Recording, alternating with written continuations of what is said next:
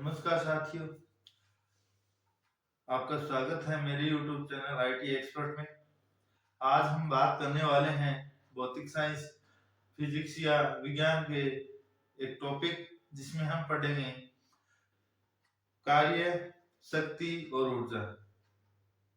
देखो, हम पहले चर्चा करते हैं कार्य के बारे में। कार्य क्या होता है? हमने किसी काम को किया, हमारे द्वारा किया गया कोई काम क्या कहलाया? कार्य कहलाया। जब हम इसे साइंस की भाषा में पढ़ेंगे, विज्ञान की भाषा में पढ़ेंगे, तो विज्ञान की भाषा में इसका कार्य का मतलब है हमने किसी वस्तु को एक स्थान से दूसरे स्थान तक रखा, हमने किसी कचरे को एक स्थान से दूसरे स्थान तक विस्थापित किया या कोई अन्य कार्य। तो यहाँ पे जब हम साइंस या विज्ञान की भाषा में पढ़ेंगे तो कार्य का मतलब होता है किसी वस्तु को, ये जैसे बॉक्स है या पत्थर मान लो या फिर ईंट मान लो, इस बॉक्स को ए स्थान से बी स्थान तक, ये बी स्थान है, यहां तक लाया गया है। तो साइंस की भाषा में पढ़े कार्य क्या होता है, तो एक बॉक्स है जिसमें कोई कुछ ना कुछ बाहर हो, चाहे वो खाली हो, इस बॉक्स को ए स्थान से बी स्थान तक लाया गया।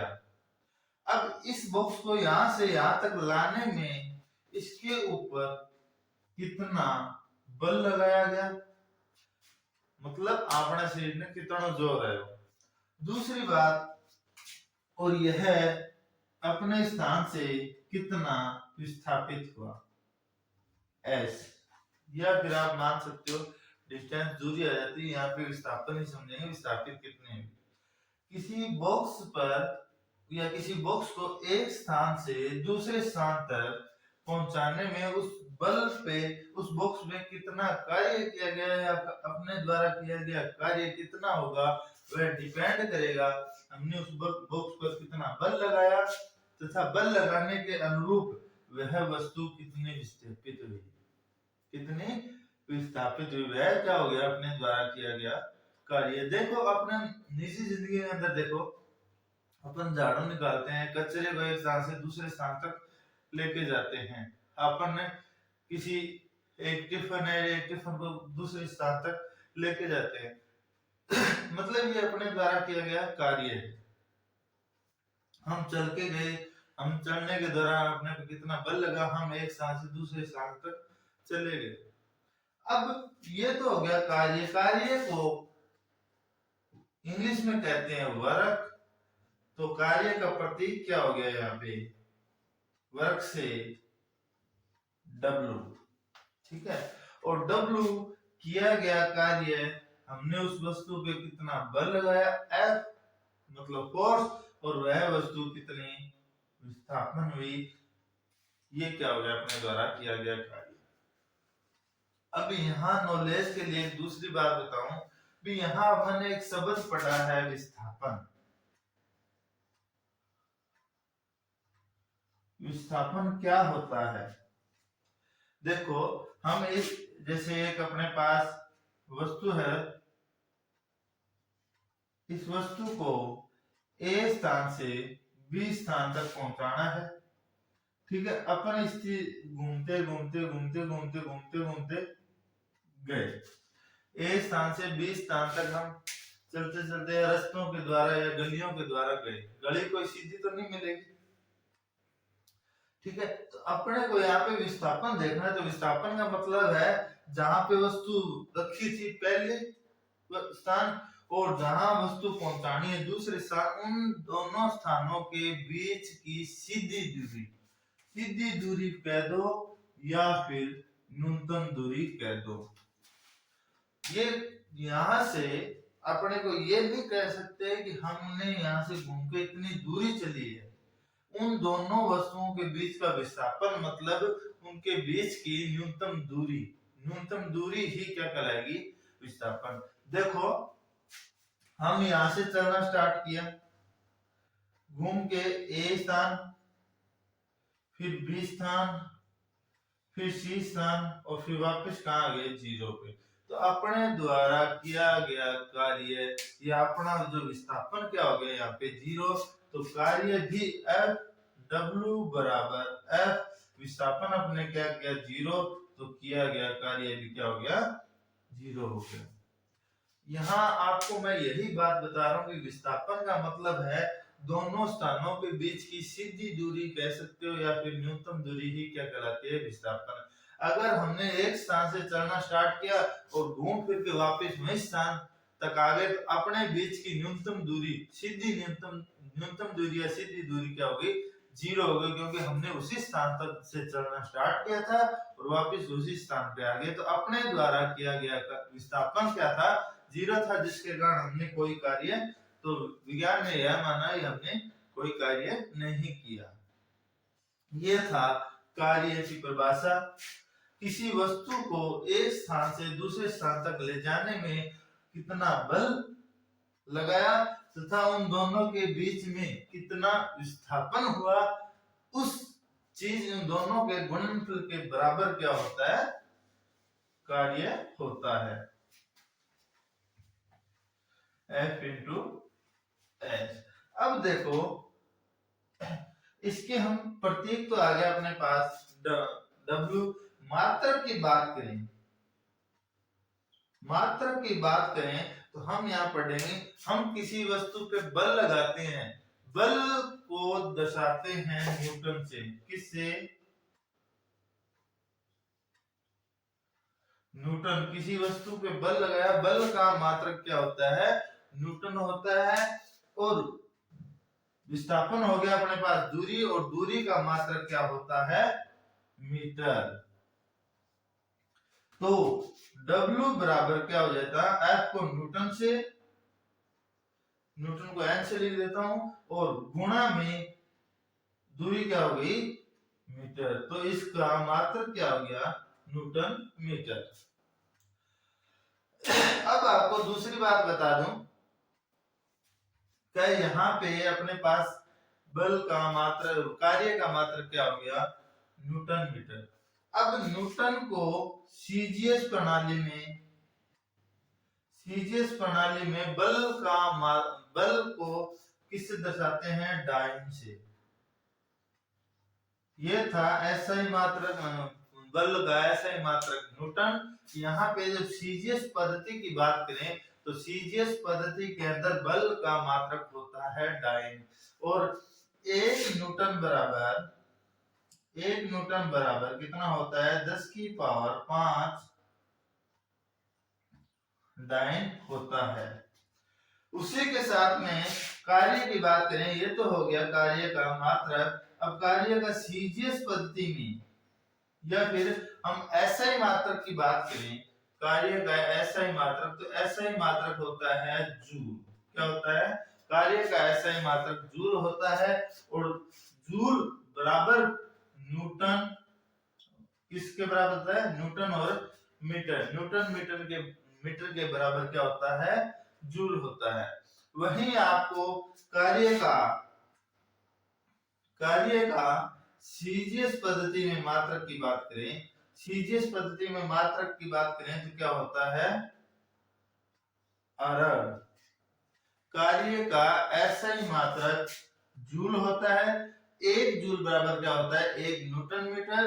और कार्य का जब सीजीएस पद्धति में मात्रक की बात करें तो सीजीएस पद्धति में मात्रक होता है अर्ग, और 1 जूल बराबर क्या होता है 10 की पावर 7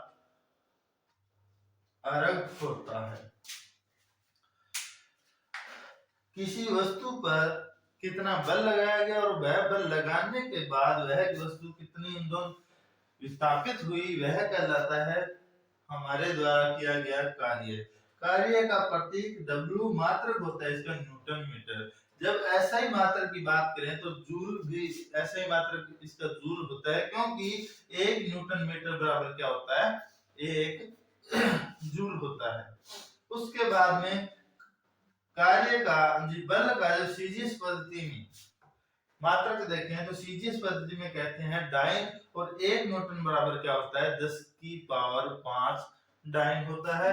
और कार्य का सीजीएस पद्धति में कार्य का मात्रक देखें तो कार्य का मात्रक होता है अलग, और 1 जूल बराबर क्या होता है 10 की पावर 7 अलग।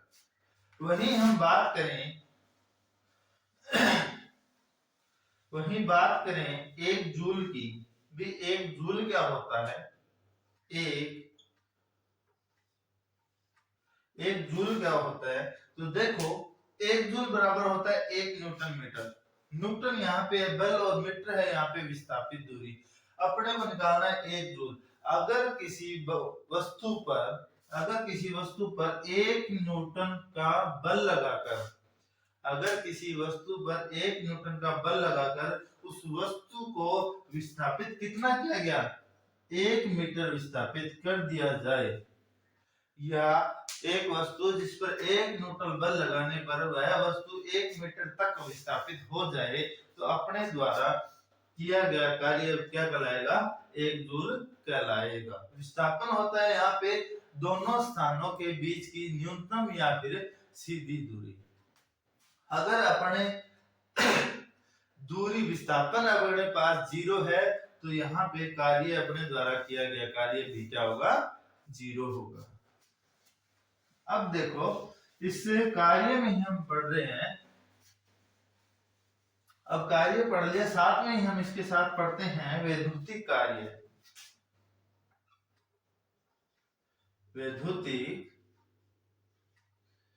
देखो वैद्युतिक कार्य क्या होता है।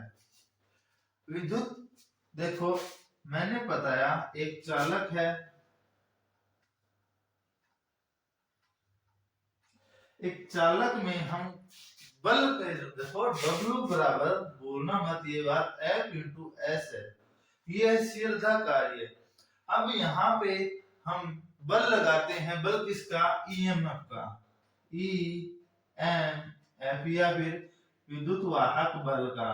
तो यहाँ पे अपने पास वस्तु नहीं है, यहाँ पे क्या हो जाता है, आवेश। हम बल के रूप में जब EMF लगाते हैं तो एक वस्तु के अंदर विस्थापित क्या होता है, आवेश या फिर विद्युत धारा प्रवाहित होती है, या फिर इलेक्ट्रॉन प्रवाहित होते हैं, और इलेक्ट्रॉनों के प्रवाह को क्या कहते हैं, विद्युत धारा कहते हैं। तो वैद्युतिक कार्य को ही रिप्रेजेंटेटिव करते हैं W E, इलेक्ट्रिक वर्क। तो W E बराबर हमने कितना बल लगाया, बल हो गया V वोल्टेज, तथा विस्थापन क्या हो रहे हैं, Q आवेश, क्या हो रहे हैं, Q आवेश। तो हमने जानकारी के लिए बता दूं, आवेश किसके बराबर होते हैं, प्रवाहित विद्युत धारा, और वह विद्युत धारा कितने समय के लिए प्रवाहित हुई, Q बराबर IT। आवेश धारा प्रवाहित और धारा कितने समय के लिए प्रवाहित हुई, तभी आवेश को माना जाता है। तो यहाँ हम पढ़ेंगे V गुणा में I गुणा में T। वैद्युतिक कार्य को V इंटू I, या इसका वैद्युतिक कार्य का मात्रक क्या हो गया, वाट सेकंड, क्या हो गया, वाट सेकंड। वैद्युतिक कार्य को प्रतीक हो गया WE, और इसका मात्रक क्या हो गया, वाट सेकंड। उसके बाद में जब इसके व्यावसायिक मात्रक की बात करें, व्यावसायिक मात्रक वाट सेकंड हो गया, और सीधा मात्रक newton metre second, newton metre second. अब ये हो गया अपने पास वैद्युतिक कार्य। इसी के साथ में हम पढ़ते हैं अगला टॉपिक, पावर। पावर मतलब शक्ति। अब देखो कार्य करने की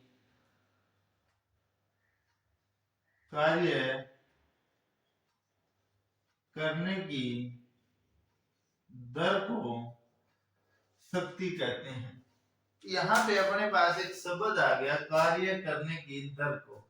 दर कैसे निकालते हैं, यहाँ है अपने पास कार्य करने की दर, हमने जितना कार्य किया वह कितने समय के लिए किया। दर का मतलब होता है प्रति। हमने किसी कार्य को आधे घंटे तक किया तो हमने प्रति मिनट कितना कार्य किया और प्रति सेकंड कितना कार्य किया। यहाँ पे अपने पास समय का मात्रक क्या है, समय का मात्रक सेकंड है। क्या है, सेकंड। तो हमने कार्य करने की दर प्रति सेकंड कितना कार्य कहलाया, वो हमारी क्या हो गई, शक्ति हो गई। शक्ति को प्रतीक की बात करें तो इसका प्रतीक होता है, क्या होता है इसका प्रतीक, P। उसके बाद में मात्रक की बात करें या हम देखें भी, P बराबर W। W क्या हो गया अपने पास, कार्य, और दर क्या होगी इसकी, T। क्या हो गई, दर अपने पास क्या होगी, प्रति सेकंड कितना कार्य किया। कार्य करने की दर को क्या कहते हैं, शक्ति। और कार्य का मात्रक क्या था यहाँ अपने पास, न्यूटन मीटर प्रति सेकंड। देखो W बराबर हमने पढ़ा F इंटू S बटे, अपने पास क्या है, समय है T। तो F को दर्शाते हैं न्यूटन से, S हो गया अपने पास गुणा में मीटर, और T हो गया अपने पास समय। समय किसमें है, सेकंड में। तो इसका मात्रक क्या हो गया, न्यूटन मीटर प्रति सेकंड। न्यूटन मीटर को हमने पढ़ा, क्या लिख सकते हैं इसको, जूल। तो शक्ति का मात्रक क्या हो गया, जूल प्रति सेकंड। कार्य करने की दर कहलाएगी शक्ति। शक्ति को रिप्रेजेंटेटिव करते हैं, प्रतीक हो गया इसका P, और P के बारे में हम पढ़े W बटे T। कार्य हमने कितना कर रहे हैं, अपने द्वारा किया कार्य, और उसे प्रति सेकंड कितना किया, वो हो गया अपने पास कुल हमारी शक्ति। न्यूटन मीटर प्रति सेकंड क्या हो गया इसका मात्रक। न्यूटन मीटर को हम कहते हैं जूल, तो इसका दूसरा मात्रक क्या हो गया, जूल प्रति सेकंड। तो इसका ऐसा ही मात्रक कहलाएगा जूल प्रति सेकंड। वहीं हम बात करें, शक्ति दो प्रकार की होती है, दो प्रकार की। एक तो यांत्रिक शक्ति, एक तो यांत्रिक शक्ति, और दूसरी है वैद्युतिक शक्ति। हम बात करें यांत्रिक शक्ति की,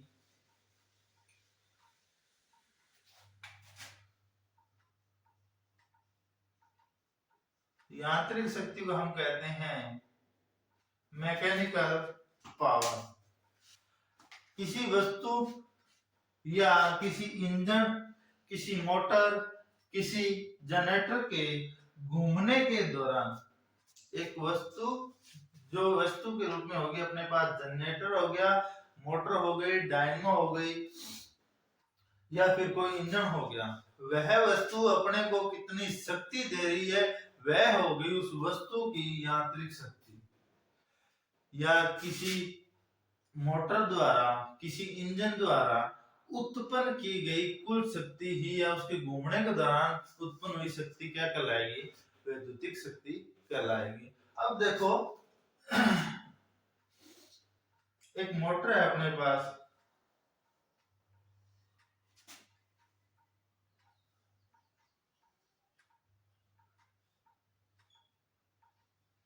ये हो गई अपने पास मोटर, ये होगी इसकी पुली, MOTAR मोटर। अब देखो एक मोटर के ऊपर हम तीन प्रकार की शक्तियां पढ़ेंगे। IHP, IHP का मतलब होता है इंडिकेटर हॉर्स पावर। मतलब एक मोटर के द्वारा उत्पन्न की गई कुल शक्ति, उत्पन्न की गई, एक मोटर, एक इंजन या किसी जनरेटर के द्वारा घूमने के दौरान जितनी शक्ति अपने पास उत्पन्न हुई, मतलब उस पुल्ली के ऊपर जितनी मोटर अपने पास या जितनी शक्ति उत्पन्न हुई, वह कहलाएगी IHP या इंडिकेटिंग हॉर्स पावर। दूसरा है BHP ब्रेकिंग हॉर्स पावर। एक मोटर की प्लेट के ऊपर जितनी इसकी क्षमता लिखी होती है HP के अंदर, वह इसकी क्या कहलाएगी? Braking horse power. क्या कहलाएगी? Braking horse power. और तीसरी हो गई FHP फ्रिक्शन हॉर्स पावर, मतलब घर्षण शक्ति। एक मोटर है अपने पास, इस मोटर को घूमने के बाद अब यह कितनी शक्ति प्रदान कर रही है, यह तो होगी इसकी कुल शक्ति या IHP या इंडिकेटिंग हॉर्स पावर, मोटर के द्वारा उत्पन्न की गई कुल शक्ति। दूसरा हम पढ़ेंगे BHP breaking horse power. Breaking horse power है एक मोटर की जो प्लेट है, एक जनरेटर है, या उसके ऊपर उसकी जितनी क्षमता लिखी हुई है, कैपेसिटी लिखी हुई है, वह होती है उसकी ब्रेकिंग हॉर्स पावर। उसके बाद में फ्रिक्शन हॉर्स पावर का मतलब है एक इंजन के घूमने के दौरान या एक मोटर के घूमने के दौरान या एक अपने पास जनरेटर के घूमने या इंजन के घूमने के दौरान घर्षण हुआ, पुलियां घूमी, पुलियों के बाद मोटर की वाइंडिंग, आर्मेचर घूमा, जनरेटर के अंदर अल्टरनेटर डायनामो घुमा, तो उन घूमने के दौरान घर्षण, जिस घर्षण के कारण जितनी शक्ति नष्ट हुई, वह क्या कहलाएगी? उसकी फ्रिक्शन हॉर्स पावर कहलाएगी। क्या कहलाएगी? फ्रिक्शन हॉर्स पावर कहलाएगी। तो इसके फॉर्मूला बनता है IHP। एक मोटर ने कितनी शक्ति उत्पन्न हुई, वह डिपेंड करती है मोटर की BHP ब्रेकिंग हॉर्स पावर शक्ति प्लस में मोटर की FHP। एक मोटर कितनी शक्ति उत्पन्न कर रही है, यह हम कैसे निकालेंगे?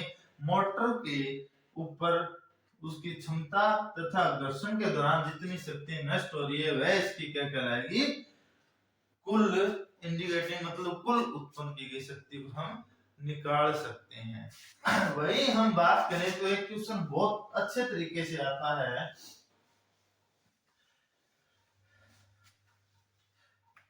एक क्वेश्चन बहुत अच्छे तरीके से हम पढ़ते हैं।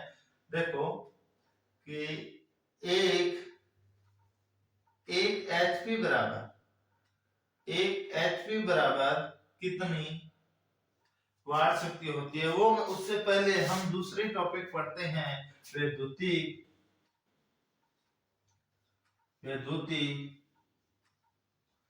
शक्ति को पढ़ते हैं। वैद्युतिक शक्ति को पढ़ते हैं। देखो हमने शक्ति अपने पास कार्य करने की दर क्या कहलाई? शक्ति P बराबर W बटे T। P बराबर W बटे T। P E की बात करें, वैद्युतिक शक्ति की बात करें, तो वैद्युतिक शक्ति में हम पढ़ेंगे W बटे T। वहां हम किसी वस्तु का काम ले रहे हैं, यहाँ पे हम जो कार्य कर रहे हैं वो कर रहे हैं आवेशों को प्रवाह करने के लिए। तो आवेशों को प्रवाह करने के लिए हमने पढ़ा W बराबर वैद्युतिक कार्य करने की दर को क्या कहते हैं? वैद्युतिक शक्ति कहते हैं। वैद्युतिक कार्य हमने क्या किया? V × I × T बटे प्रति सेकंड कितना कार्य किया। वैद्युतिक कार्य करने की दर को क्या कहते हैं? वैद्युतिक शक्ति कहते हैं। यहाँ पे समय को समय से क्या कर दिया? काट दिया। तो PE बराबर क्या हो गया? V × I। P बराबर V × I, और इसको कहते हैं वाट। क्या कहते हैं? वाट में। वैद्युतिक शक्ति को किसमें मापते हैं? वाट में। या वैद्युतिक शक्ति का मात्रक क्या होता है? वाट होता है। देखो ये हो गई HP के अंदर। यांत्रिक शक्ति को डिनोट करते हैं हॉर्स पावर में, तथा वैद्युतिक शक्ति को डिनोट करते हैं वाट में। तो यहाँ अपने पास दो चीज है, एक HP बराबर, या फिर आप ये कह सकते हो यांत्रिक शक्ति तथा वैद्युतिक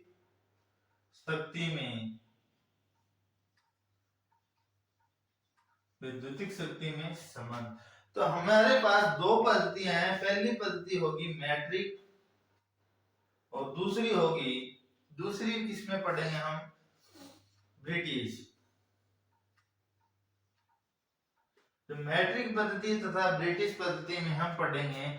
मैट्रिक पद्धति की जब बात करें कि 1 HP बराबर, ये क्वेश्चन हर बार हर प्रतियोगिता परीक्षा में पूछा जाता है, चाहे आप सेमेस्टर परीक्षा दे रहे हो चाहे प्रतियोगिता परीक्षा में।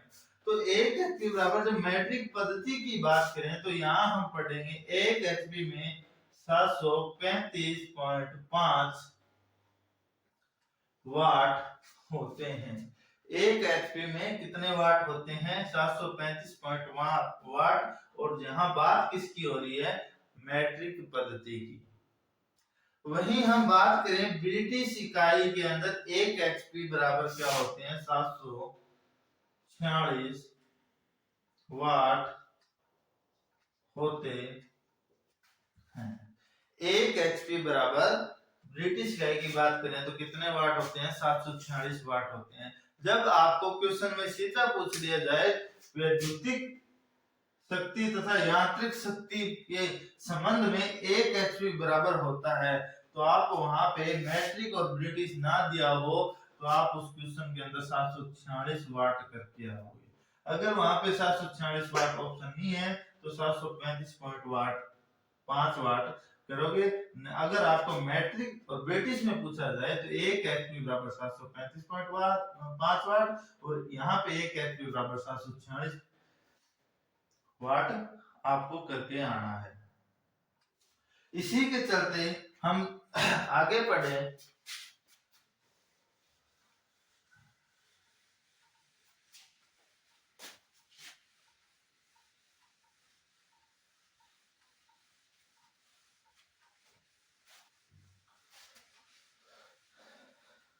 ऊर्जा,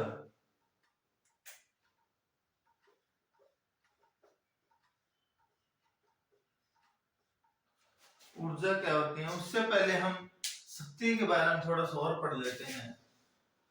P बराबर हमने निकाला V इंटू आई, ठीक है।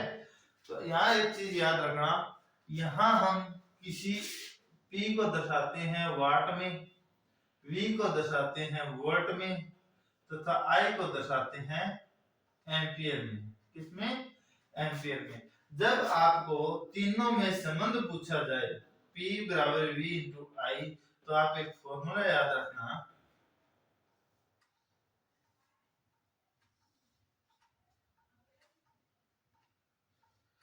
P बराबर V आई।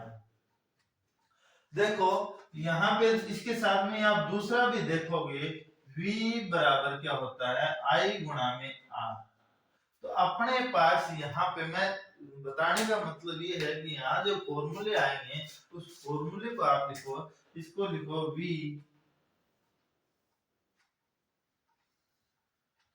बटे I गुणा में R। V बराबर या V बटे आई आर लिख सकते हो, V बराबर आई आर लिख सकते हो। इसका तो संबंध ये है कि जब आपको किसी परीक्षा के अंदर विद्युत बल या वोल्टेज तथा धारा का मान दे तो आप शक्ति कैसे निकालोगे। अगर आपको विद्युत धारा का मान न देकर प्रतिरोध का मान दे दिया जाए तो आप शक्ति को कैसे निकालोगे। इस चीज के फॉर्मूले है, बाकी इसमें कुछ नहीं, जिसे कहते हैं P I E R. P I E R, वही पी आ गया, आई ई आर। देखो यहां में हम पढ़ेंगे पावर।